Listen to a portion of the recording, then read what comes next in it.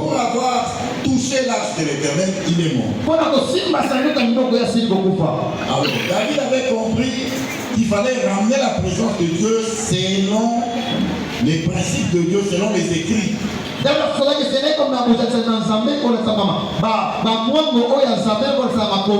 Parce que quand on a fabriqué l'arche de l'Éternel, Dieu avait donné des instructions précises à Moïse comment on devait transporter cette arche, comment on devait la garder et comment tout devait se faire.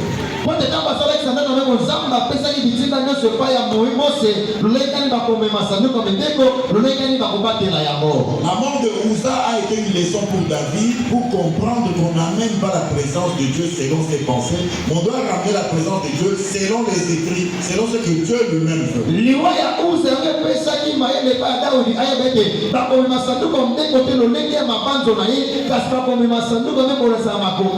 Toujours dans le livre de 2 Samuel,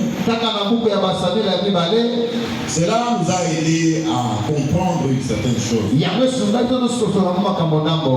Bien aimés, nous sommes des témoins de l'église corps de Christ aujourd'hui. Nous ne parlons pas seulement de la louange, l'église corps de Christ.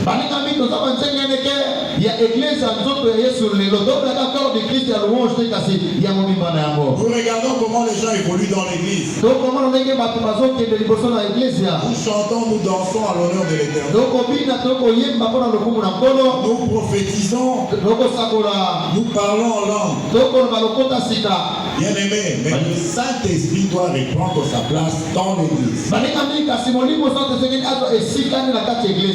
Le Saint-Esprit doit prendre le contrôle de l'église.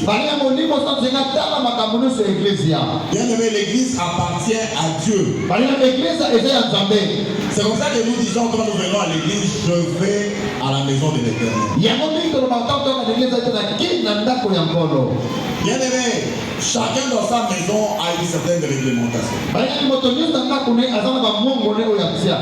Dans d'autres maisons, tu ne peux pas entrer avec tes chaussures sans s'être tué les pieds. Et quand tu entres, on te dit non, ici on ne fait pas ceci, il ne faut pas laisser les gobelets n'importe comment. Bien aimé, tu as ton règlement dans ta maison. Moi aussi j'ai un règlement chez moi. Quand on vient chez moi, il y a des choses que je ne tolère pas. Mais nous oublions souvent une chose. Quand nous venons dans la maison de Dieu, il y a aussi un règlement, une façon d'être dans la maison de Dieu. Alléluia.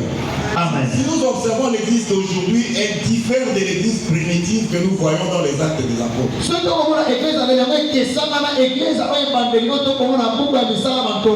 Bien aimé, est-ce que le Saint-Esprit a encore une place dans l'église? Est-ce que le Saint-Esprit a encore une place dans ta vie? Est-ce que le Saint-Esprit est-il le maître de ta vie?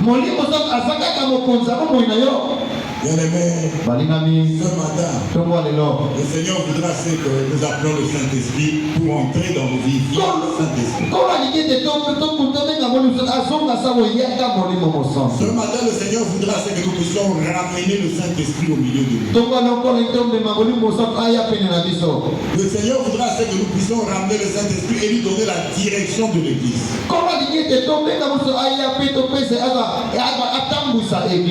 Souvent, bien aimé, nous entrons dans la présence de Dieu avec un programme préétabli selon ce que nous pensons.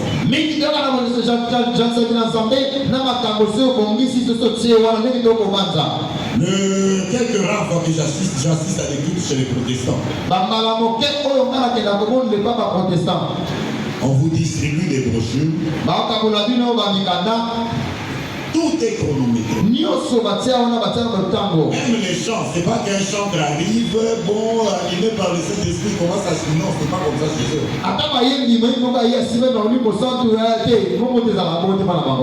À l'entrée des serviteurs, on dit que c'est tel choral qui va chanter telle chanson.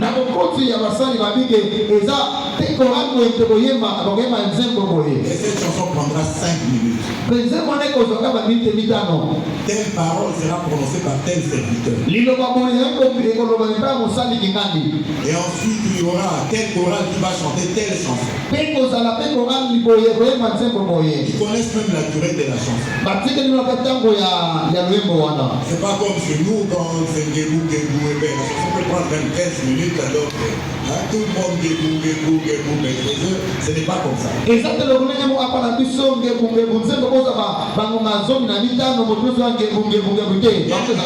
Si les cultes de Dieu doivent être ainsi chronométrés, mais est-ce que ce programme-là, est-ce qu'on l'a soumis au Seigneur?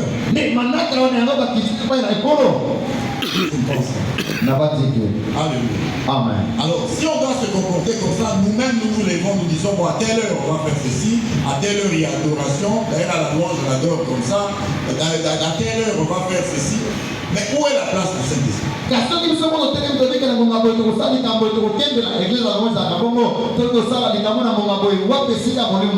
Mais si nous programmons tout comme ça, maintenant, qu'est-ce que Dieu a encore à faire parmi nous? Parce que nous avons tout fait nous-mêmes. Alléluia. Amen. Donc, nous faisons des histoires selon une certaine vision. Alléluia.